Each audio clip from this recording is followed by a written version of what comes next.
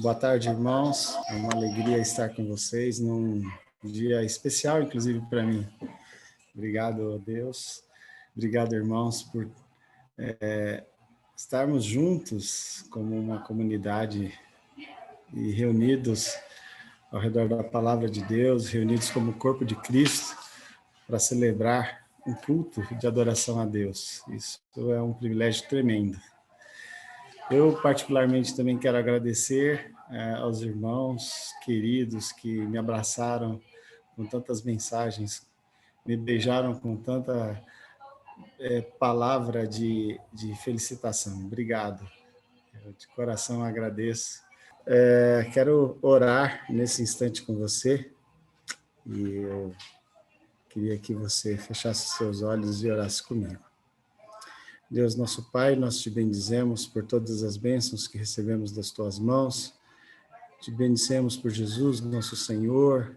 Te agradecemos pelo Espírito Santo que foi derramado sobre nós, que tua misericórdia e graça permaneçam, Senhor Deus, falando aos nossos corações. O Senhor que esteve presente no nosso momento de estudo da tua palavra, permaneça conosco nesse momento de culto, que em cada lar, que em cada irmão que está participando como ouvinte ou como ministrante, seja abençoado pelo Senhor, seja cheio do teu Espírito Santo. Que nosso coração se aqueça na tua presença, que esse momento seja, Senhor Deus, transformador para a vida da gente. Que ao aproximarmos do teu altar, para te bendizer e glorificar o teu nome, que a tua presença, Senhor Jesus, seja de tal maneira colocada em nós que aqueles que estão ao nosso redor também, Senhor, sejam abastecidos, sejam instrumentalizados nas tuas mãos.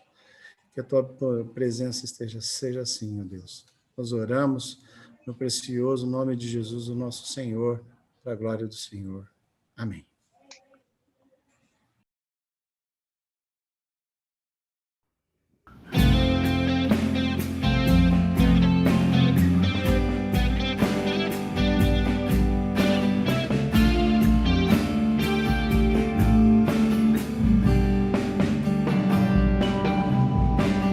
Cada parte do meu ser exalta tua glória e teu poder, Senhor. Tudo que há em mim anela pelo teu amor em meu viver, Senhor. Quando vejo a tua beleza e esplendor, te exalto, te exalto. Quando sinto a intimidade do teu grande amor, eu me achego a ti.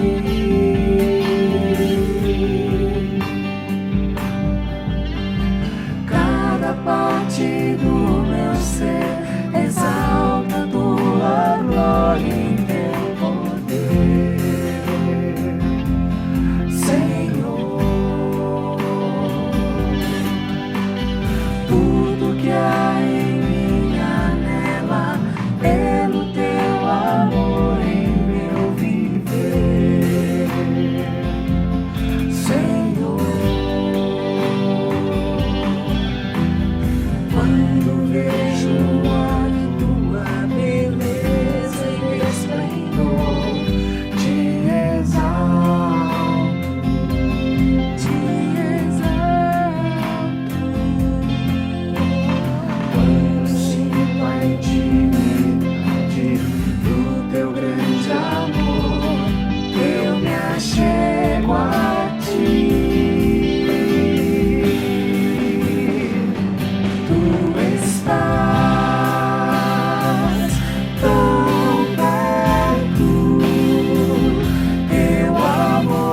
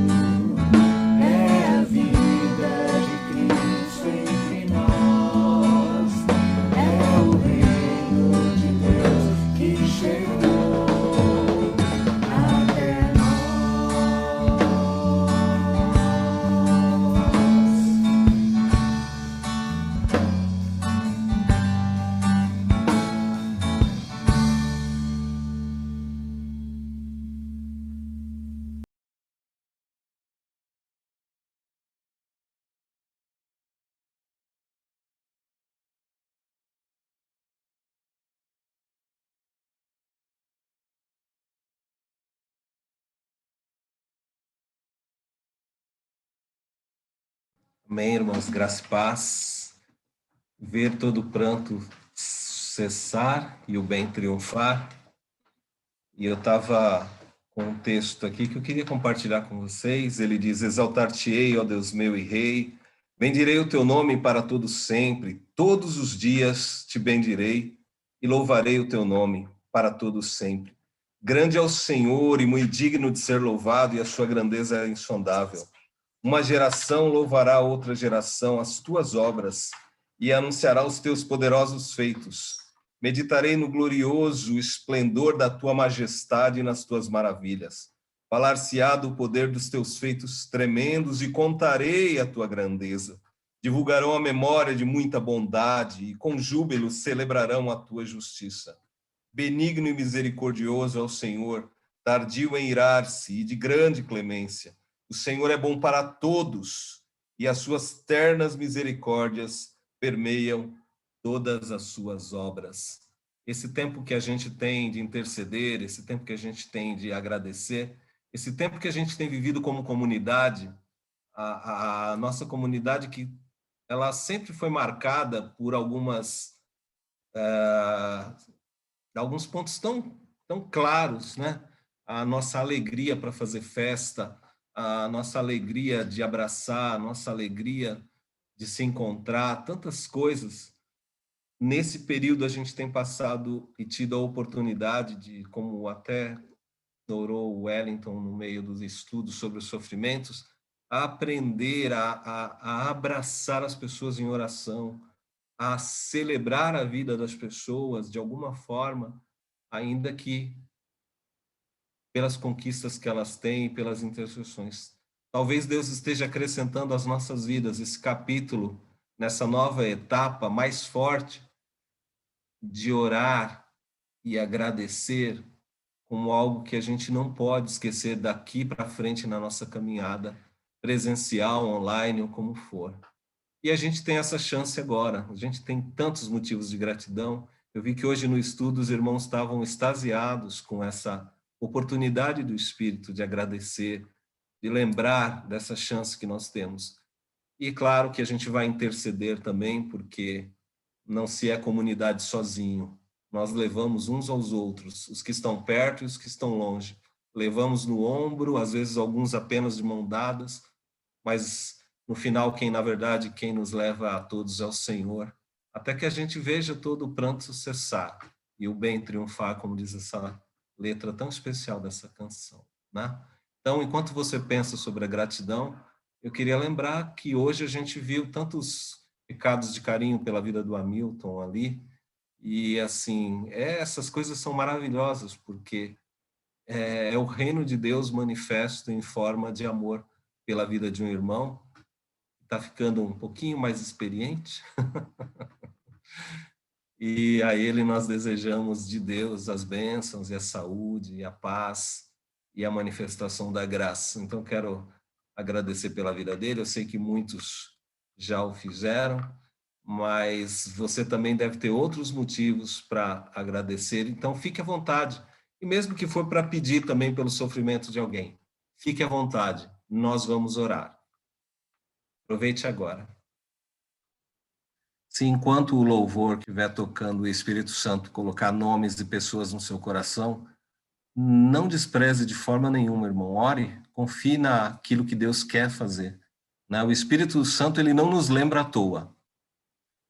A lembrança do Espírito Santo é um convite para você interceder por algo que ele já está fazendo na vida de alguém.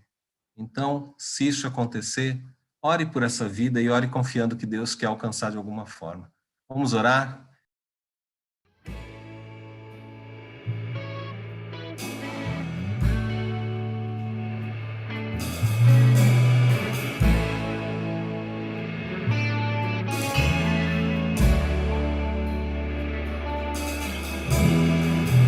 Há um vazio que só tu podes encher, uma tormenta que só tu podes acalmar.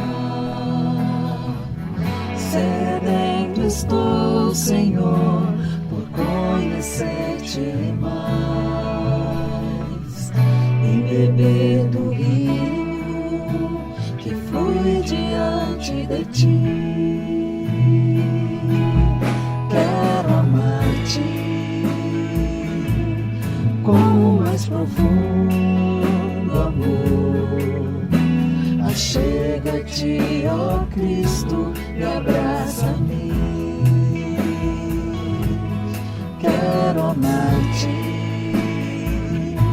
com tudo que existe em meu ser, mais do que tenho te amado. Quero te amar com o mais profundo amor.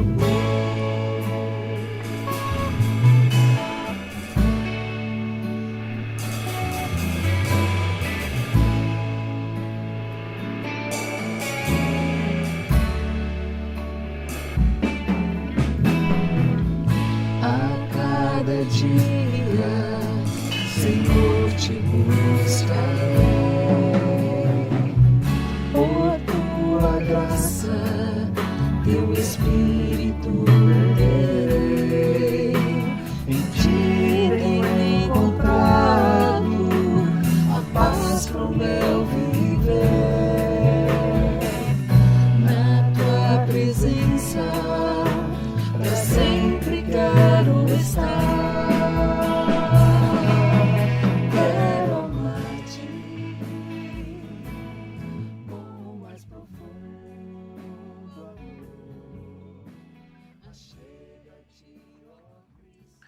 A nossa oportunidade de gratidão também se estende a outras coisas, mas eu lembrei do pedido do Valtinho, eu só queria mencionar mais uma coisa. Às vezes a gente vê o Diego não desistindo do tio dele de forma nenhuma, e a gente fica com uma vontade tão grande de que Deus, de alguma maneira, ouça tantos anos que esse menino luta por esse tio.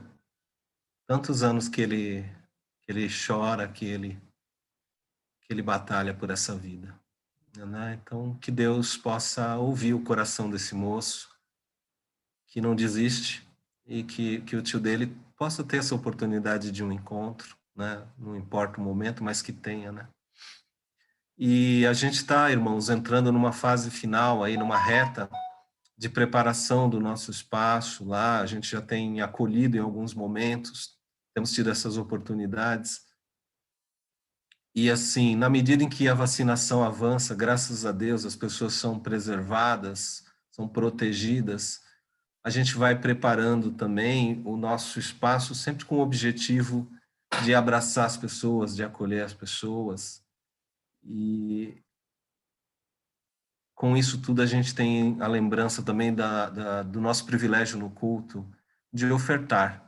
Não só pelas vidas que a gente já tem abençoado e socorrido, mas também por aquilo que a gente assume como compromisso de compartilhar em comunidade, como comunidade, os recursos que o próprio Deus tem colocado nas nossas mãos.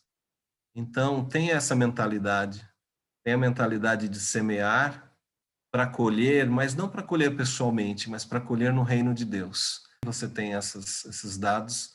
Não abra mão desse privilégio, não abra mão da mentalidade, da memória de que tudo aquilo que tem para você, toda boa dádiva, todo dom perfeito, vem do Pai das Luzes, em que não há sombra de variação alguma, e isso inclui todos os recursos. Então, né, compartilhe mesmo, faça isso com alegria, e que o Senhor Jesus abençoe você, sua casa, todos os dias, hoje e para todos sempre. Deus abençoe. E amém.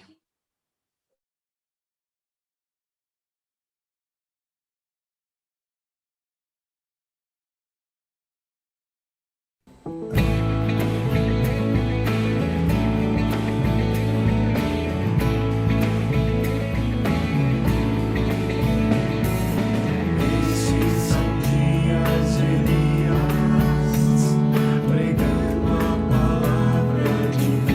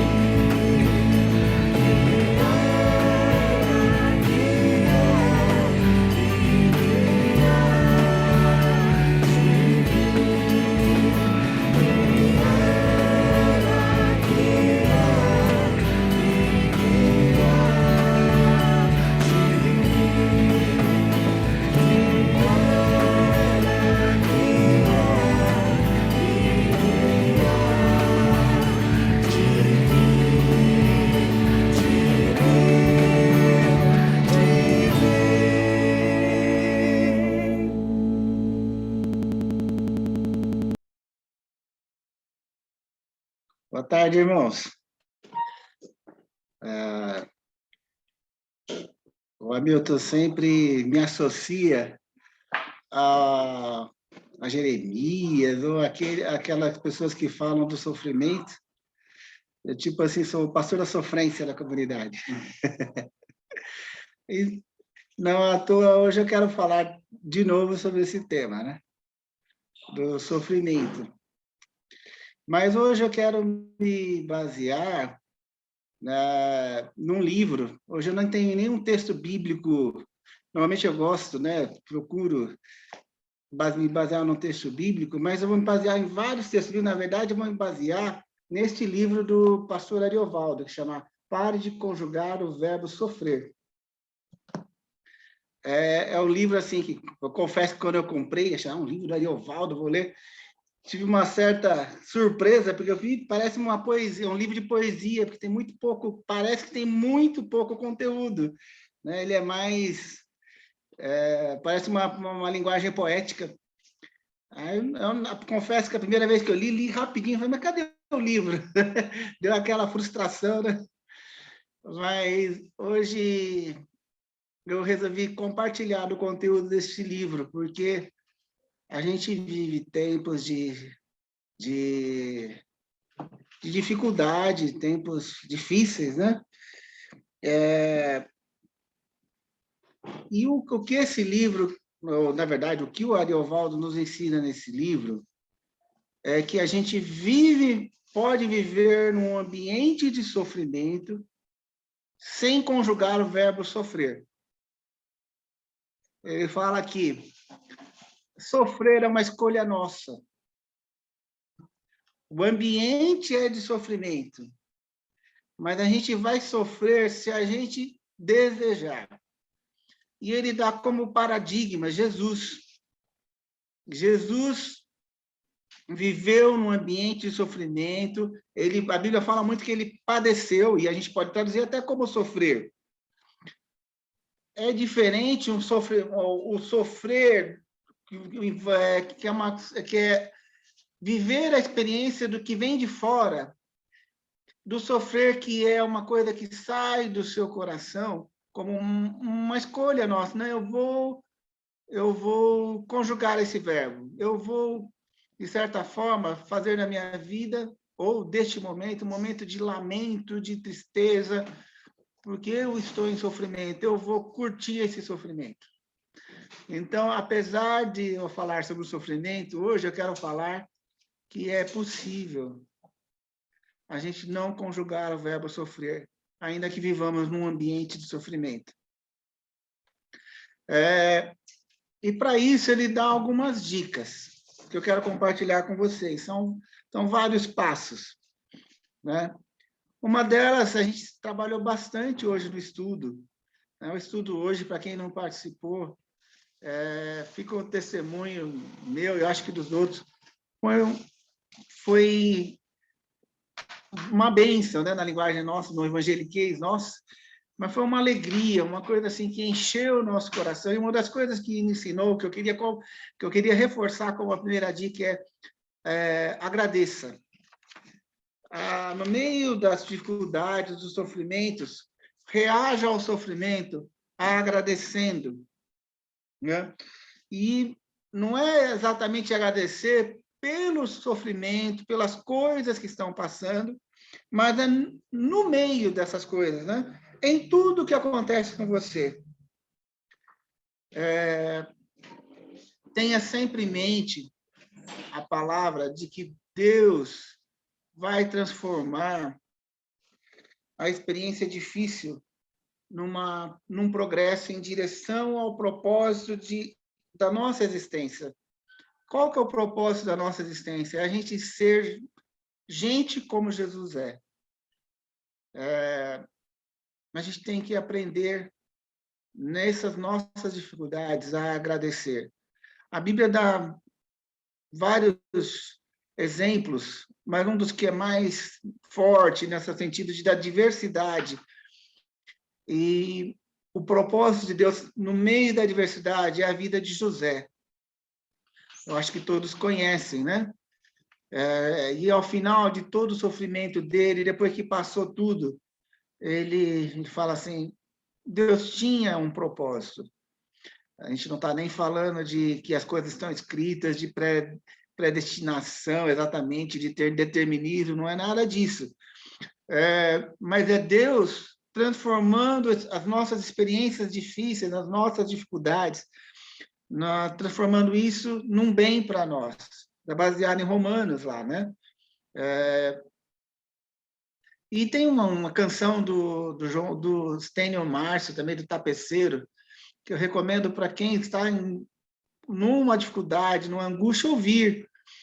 Hoje a gente olha para a nossa vida, quando a gente está no sofrimento, a gente não está entendendo nada. Mas passado este momento, a gente vai ver o que Deus costurou. É como se a gente olhasse, no momento a gente só consegue enxergar o lado do tapete que não faz sentido nenhum, que não é bonito. E depois, quando ele ficar pronto, você vê do outro lado do tapete a obra de arte que foi criada. Deus está tecendo as nossas vidas. A gente tem que aprender a agradecer, pelo que Deus, o que está acontecendo conosco. Por mais que estejamos sofrendo, por mais que estejamos doendo, alguma coisa está acontecendo conosco. Deus pode estar mais perto da gente. A segunda coisa que nós devemos pensar, cuidar, nos nossos pensamentos. A gente é quase que um clichê que a nossa batalha, a verdadeira batalha acontece na nossa mente, né? Os nossos pensamentos são as coisas onde a gente perde ou ganha as nossas batalhas.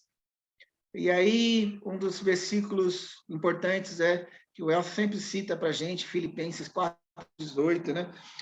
Pensar em tudo que é virtuoso, né? Pense no que é bom, e pense no que é bom para todos. Pense em como tratar bem a todos. No momento da dificuldade, pense não só em você, pense em como produzir esperança para outros. Vamos cuidar também dos nossos sentimentos. É uma coisa que eu vivo dizendo o contrário. Sentimento, a gente não tem o controle sobre os nossos sentimentos, né? Ninguém consegue falar, agora fique feliz, agora fique triste. Parece que é uma coisa inerente, é uma coisa, ou melhor, automática na gente, que parece que não está no nosso controle. Mas é importante que a gente lembre que não é o sentimento que determina o que é a verdade.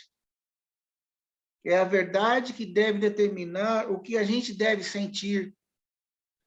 E é por isso que a gente fala que não se faz teologia no sofrimento, mas a gente tem que fazer a teologia antes do sofrimento. Porque quando chegar ao sofrimento, a gente tem que saber pensar e sentir baseado na verdade. Então, uma coisa que eu acho que tocou meu coração nas palavras do Ari no livro é: sinta-se igual a todo mundo. Porque quando a gente está sofrendo, a gente se sente o pior, né? A gente sente o pior de todos. E, aliás, esse sentir-se pior de todos nos leva a mais sofrimento. Mas sinta-se também que todo mundo é igual a você. Eu acho, a gente caminha por dois extremos. Ou o extremo de um complexo de inferioridade, ou um complexo de superioridade. A gente parece que não gosta do todo mundo é igual. A gente quer ou se colocar como o pior, o coitadinho, ou como o superior, ou como melhor que os outros. É libertador se nós lembrarmos que nós somos iguais.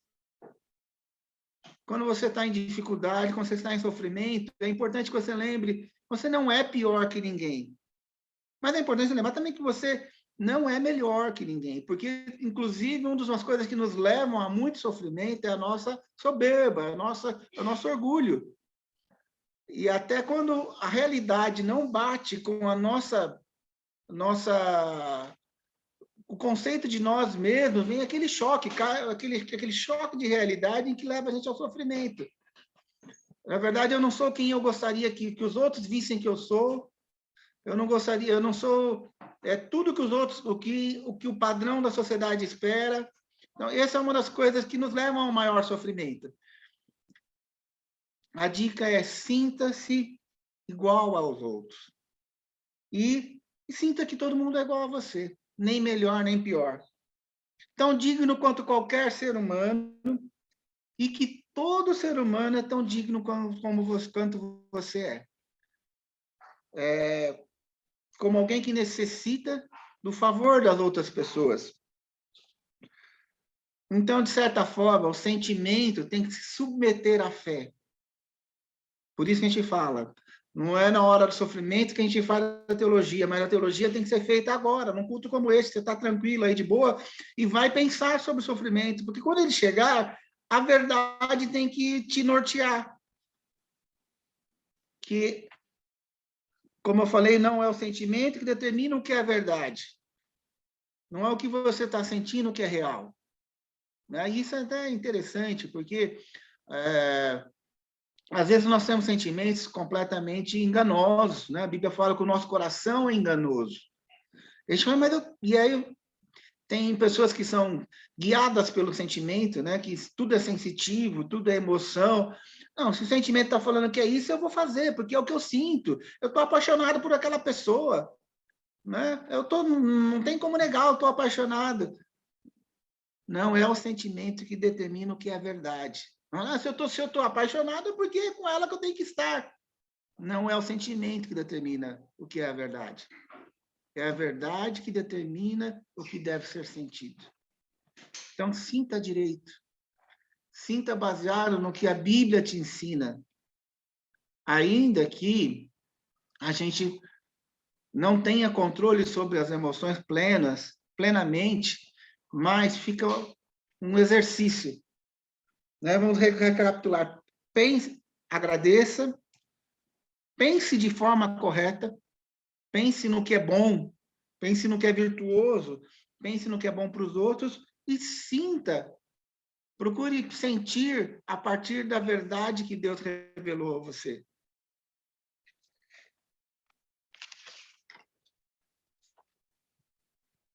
Fale.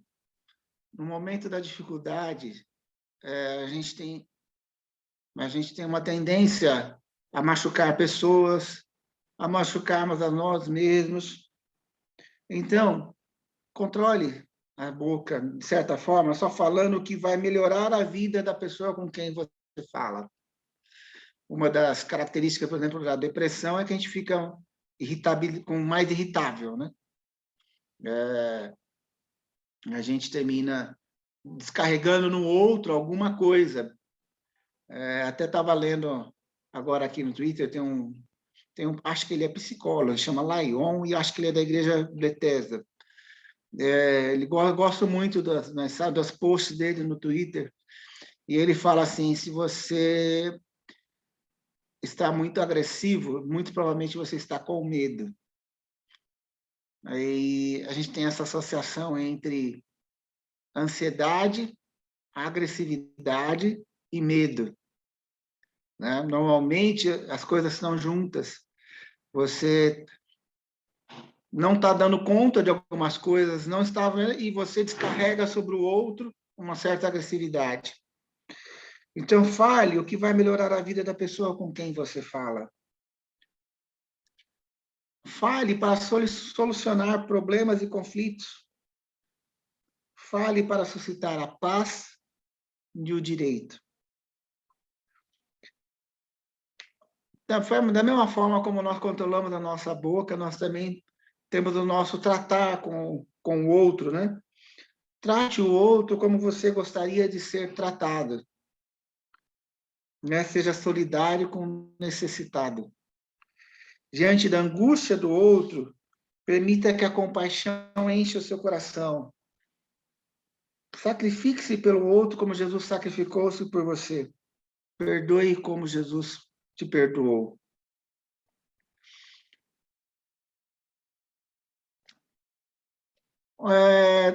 A outra dica é deseje o que é certo. Mais uma coisa que é desafiadora, porque a gente pensa que não tem controle sobre os nossos desejos. Né? Deseje que Cristo viva em você. Deseje Cristo em você. Se você não quer conjugar o verbo sofrer, deseje Cristo em você. Deseje paz para todos. Deseje fazer feliz aqueles com quem você convive. Deseje o bem para o mundo, para todos. Deseje a alegria de viver e viver com alegria. Eu aprendi com uma chefe, né? E acho que é uma das coisas bonitas do SUS que me ensinam, né? Que as pessoas fazem bem quando elas fazem o que desejam. Então, quando você vai escolher pessoas para algumas funções, é importante você saber se a pessoa tem o desejo. Aquilo que é imposto não traz o resultado que a gente acha que acontece, né? Aquela liderança verticalizada, impositiva, por decreto, ela não funciona tanto quanto a gente acha que funciona. Trabalhar com o desejo das pessoas é importante.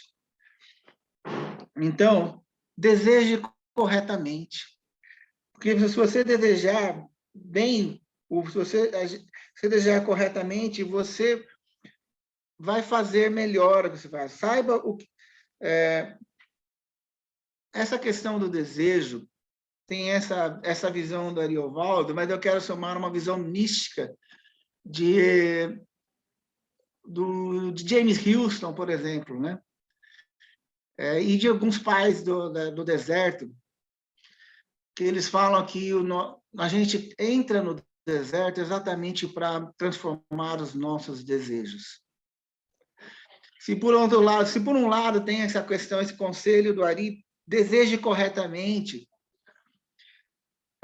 Os pais, os místicos da fé, eles ensinam, o nosso deserto já é para transformar o nosso desejo. Dificilmente a gente naturalmente deseja por Cristo. Ainda que a gente não esteja isento de, baseado na verdade que a gente está aprendendo, a gente começar a aprender a desejar Cristo em nós, mais do que qualquer outra coisa. Mas o próprio sofrimento, esse ambiente de sofrimento, a questão do deserto, a questão da peregrinação, o que os pais do deserto chamam de peregrinação, uma viagem do coração para ser moldado pelo desejo por Cristo. Nós temos a visão da peregrinação dos pais do deserto é que nós temos duas vidas, uma vida cotidiana que todo mundo vê e uma vida escondida em Cristo, que ninguém vê, que é essa vida que a gente caminha a direção a desejar por Cristo plenamente. É a visão daquele livro O Peregrino, de John Bunyan. A gente pouco teve acesso, a gente tem que começar a conhecer um pouco dos clássicos, né? O peregrino vê o caminho, as coisas que o peregrino vê no caminho, elas começam a ficar mais efêmeras, de modo que a gente começa a ter mais prazer no céu. E esse céu, a gente até conversou no nosso estudo, não é uma questão literal, exatamente o céu lá em cima, mas são as coisas ligadas a Deus. Não é que a gente para de ter prazer numa boa refeição, num conforto, não exatamente nisso, mas é quando essas coisas elas têm prazer, porque elas, na verdade, a gente começa a entender que Cristo está atrás disso. Elas não estão separadas de Cristo. Então, eu gosto da figura da peregrinação para a gente aprender a mudar os nossos desejos. A gente tem uma frase assim: enquanto nós estivermos neste corpo, nós seremos peregrinos, pois temos que negar ao coração os prazeres que nos são mais naturais, né? E desejar plenamente da alegria de estar na presença de Deus. O desejo por Deus se torna um hábito inconsciente, né? E isso faz parte da peregrinação. E a outra figura dos pais do deserto é o deserto, bem redundante, os pais do deserto. Por que eles foram exatamente para o deserto? Existe uma concepção muito forte que o deserto ele vai limpar e purificar os nossos desejos.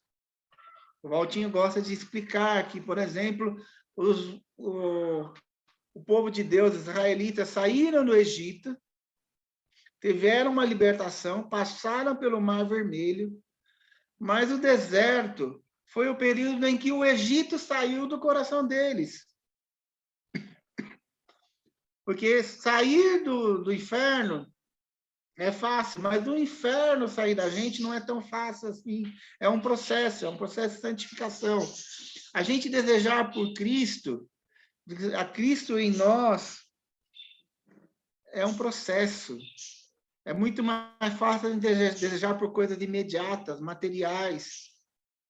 Mas o conselho é: deseje direito. Então, não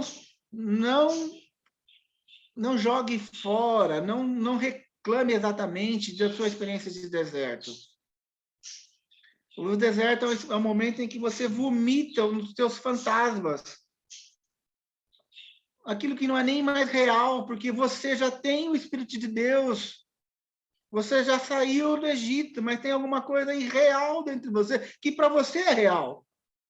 Não, o que eu quero é isso.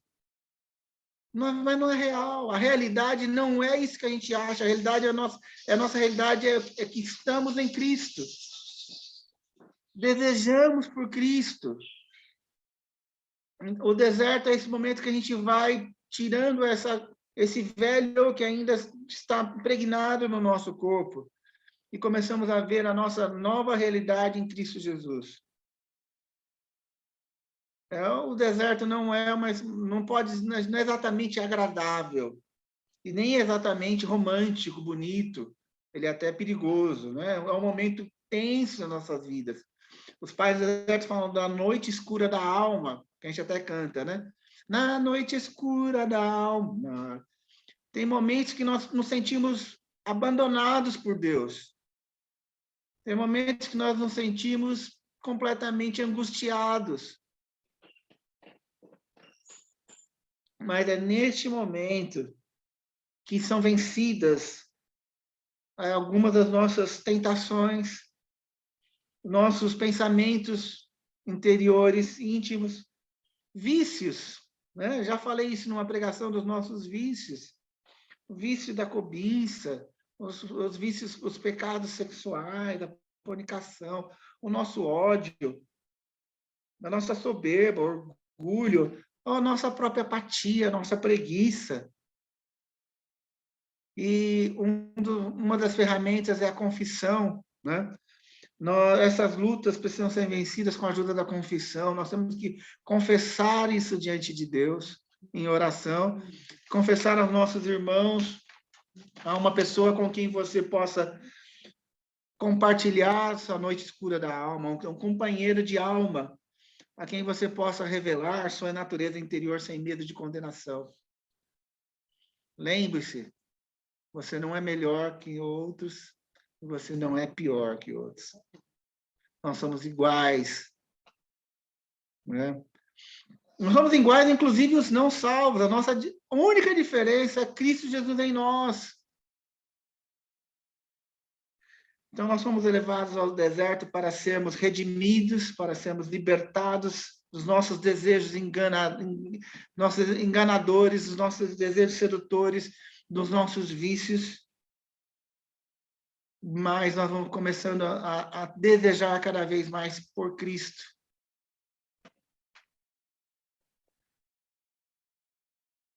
Acho que nós precisamos, hoje nós tivemos a oportunidade de agradecer no estudo, e eu agradeci pelos sofrimentos. Isso não é uma falácia. Eu agradeço pelas dificuldades que já tive, que elas me transformaram em pessoas melhores, numa pessoa melhor. Eu agradeço pelo sofrimento de perder 2 irmãs. Na primeira morte, eu descobri o amor de uma igreja ali da Vila Maria, que nos acolheu, nos colocou no colo, de uma forma que eu nunca mais tive dúvidas do amor dos irmãos. Eu perdi uma irmã e ganhei uma família gigante na morte da Marli, em 1982. Depois eu perdi em 2016, acho que 2016 ou 2017, perdi outra irmã, a Márcia. E foi um outro período de questionamento de fé. 2010, perdão. 2010, estou exagerando. Faz 16 anos. Não, também não faz 16 anos. Não, a Fernanda tem... A Fernanda tem 15 anos, foi em 2006, nem 10, nem 16, 2006, há 15 anos atrás. Eu perdi a minha irmã, mas ganhei uma fé muito mais consistente, uma fé em Jesus, uma fé que não se abala tão facilmente com as circunstâncias. Eu aprendi a vencer os medos, o medo de perder pessoas que você ama. O medo uma fé que inclusive me ajudou quando eu perdi meus pais. Que eu já sabia que a morte não é uma dor intransponível. Eu aprendi a desejar mais por Cristo. Aprendi a viver, mas eu tive outros desertos também. Eu tive momentos no trabalho que eu quase enlouqueci, alguns eu compartilhei, outros não, mas tive momentos de me sentir com muito medo. E hoje que passo, eu agradeço a Deus. Eu passei. Deus cuida da gente em várias áreas. A gente acha que Deus cuida numa, mas não cuida na outra. A gente tem fé em Deus em algumas coisas, porque já passou, já experimentou, mas em outras coisas acho que não. Eu já tive momentos que eu tinha um problema com relacionamento, eu não conseguia um relacionamento que me satisfizesse. E aquilo se tornou um maior drama da minha vida. Hoje eu agradeço. Já passei por desertos e eu percebi que em todos esses desertos, o que mais fica, o que é mais importante é Jesus. É amar e desejar ao Senhor. Eu posso até perder tudo, mas não perco o Senhor.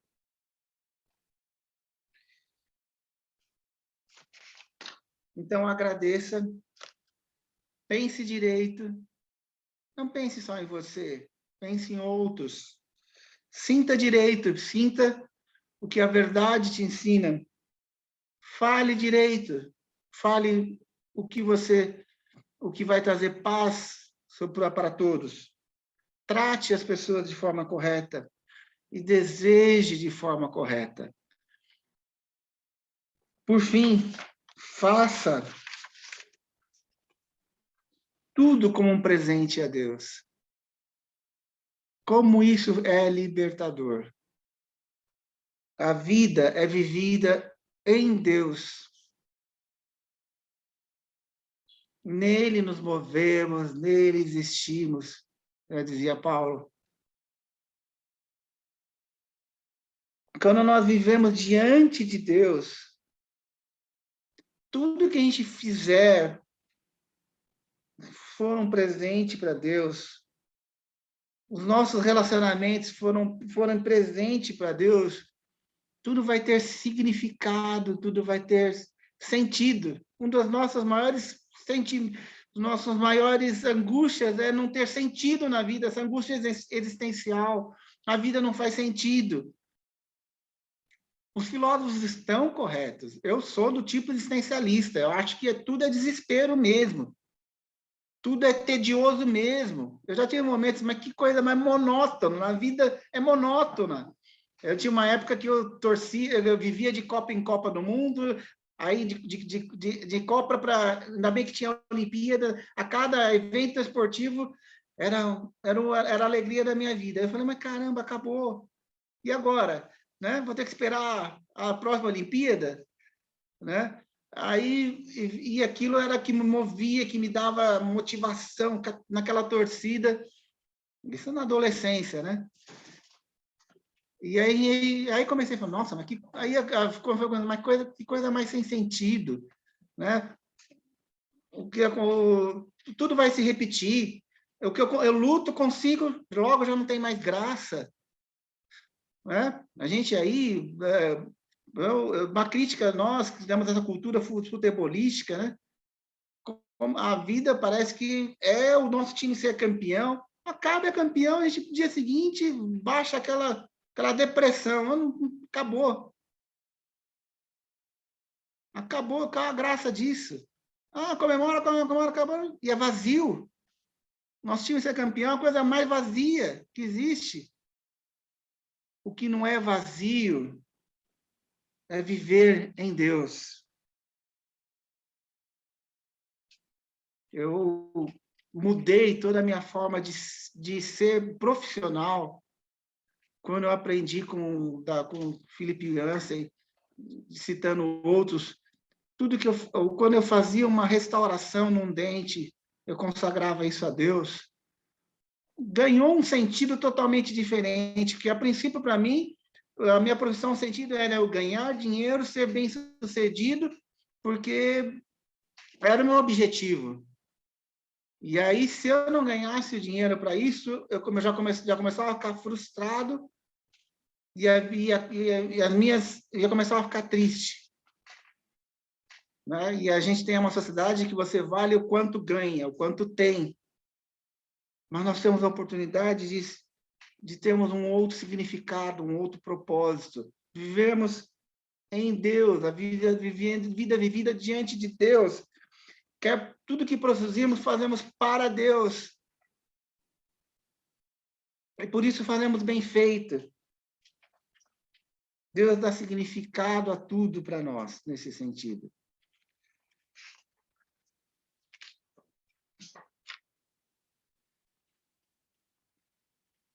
Viver em meio ao sofrimento, sem sofrer, é possível.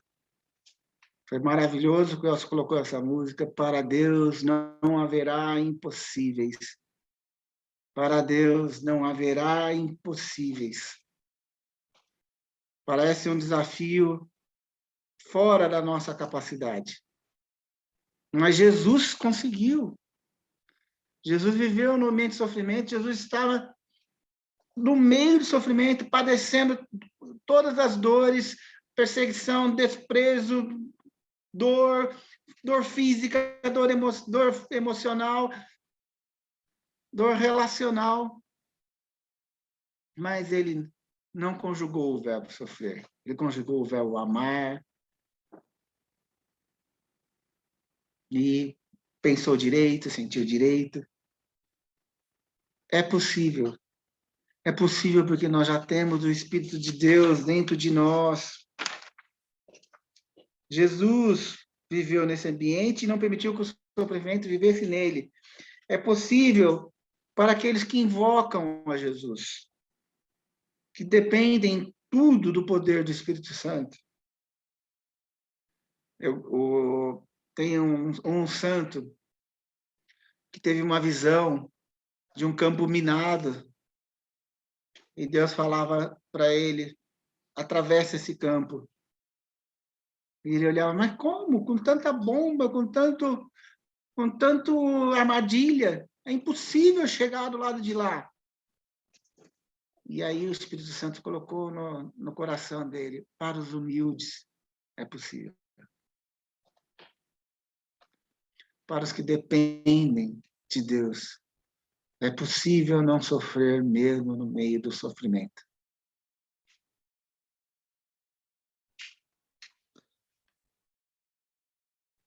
A força do Espírito Santo é a que conta. É suficiente. A nossa força é desnecessária, inclusive. Ela deixa de ser necessária. Nós precisamos da força do Espírito de Deus. Precisamos ser carregados na fé, na entrega, inclusive pelos nossos irmãos. No momento da nossa noite escura da alma, somos muitas vezes carregados nos ombros, no colo, confessando, colocando para fora, mas é possível estar no sofrimento e não sofrer. Que Deus dê essa graça a todos nós. Amém.